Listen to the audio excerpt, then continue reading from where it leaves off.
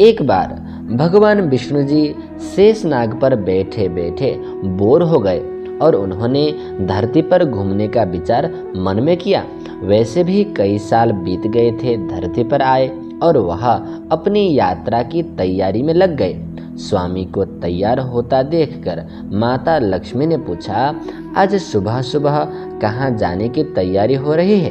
विष्णु जी ने कहा, हे लक्ष्मी, मैं धरती लोक पर घूमने जा रहा हूँ।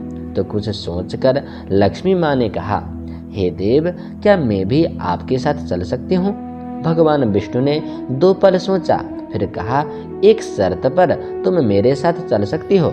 तुम धरती पर पहुंचकर उत्तर दिशा की ओर बिल्कुल मत देखना। इसके साथ ही माता लक्ष्मी ने हाँ कह के अपनी मनवा ली और सुबह सुबह माँ लक्ष्मी और भगवान विष्णु धरती पर पहुंच गए। अभी सूर्य देवता निकल रहे थे।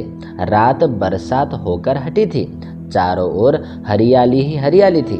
उस समय चारों ओर बहुत शांति थी और धरती बहुत ही सुंदर दिख रही थी और माँ लक्ष्मी मंत्रमुग्ध होकर धरती को देख रही थी और भूल गई कि पति को क्या वचन देकर आई हैं और चारों ओर देखती हुई कब उत्तर दिशा की ओर देखने लगी पता ही नहीं चला।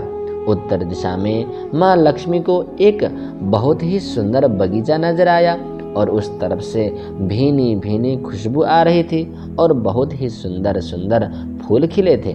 यह एक फूलों का खेत था और माँ लक्ष्मी बिना सोचे समझे उस खेत में गईं और एक सुंदर सा फूल तोड़ लाईं। लेकिन यह क्या, जब माँ लक्ष्मी भगवान विष्णु के पास वापस आईं तो भगवान विष्णु के आंखों में आंसू थे और भगवान विष्णु ने माँ लक्ष्मी को कहा कि कभी भी किसी से बिना पूछे उसका कुछ भी नहीं लेना चाहिए और साथ ही अपना वचन भी याद दिलाया। माँ लक्ष्मी को अपनी भूल का पता चला तो उन्होंने भगवान विष्णु से इस भूल की माफ़ी मांगी। तो भगवान विष्णु ने कहा कि जो तुमने भूल की है उसकी सजा तो तुम्हें जरूर मिलेगी। जिस माली के खेत से तुमने बिना पूछे फूल तोड़ा है यह एक प्रकार की चोरी है, इसलिए अब तुम 3 साल तक माली के घर नौकर बनकर रहो। उसके बाद मैं तुम्हें वैकुंठ में वापस बुलाऊंगा।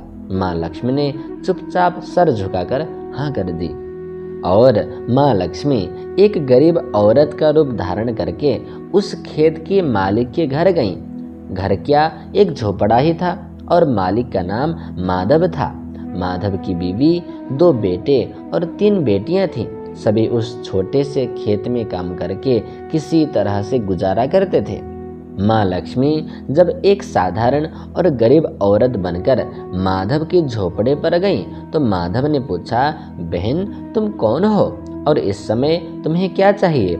तब माँ लक्ष्मी ने कहा, मैं एक गरीब औरत हूँ, मेरी देखभाल करने वाला कोई नहीं। मैंने कई दिनों से खाना भी नहीं खाया, मुझे कोई भी काम दे दो, साथ में मैं तुम्हारे घर का काम भी कर दिया करूँगी। बस मुझे अपने घर में एक कोने में आसरा दे दो। माधव बहुत ही अच्छे दिल का मालिक था।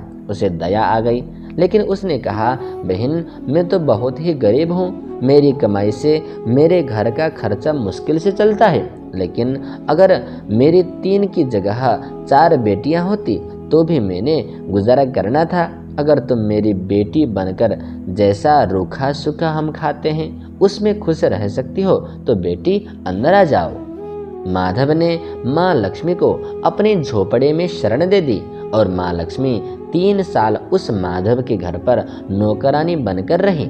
जिस दिन माँ लक्ष्मी माधव के घर आई थी उससे दूसरे दिन ही माधव को इतनी आमदनी हुई फूलों से कि शाम को एक गाय खरीद ली।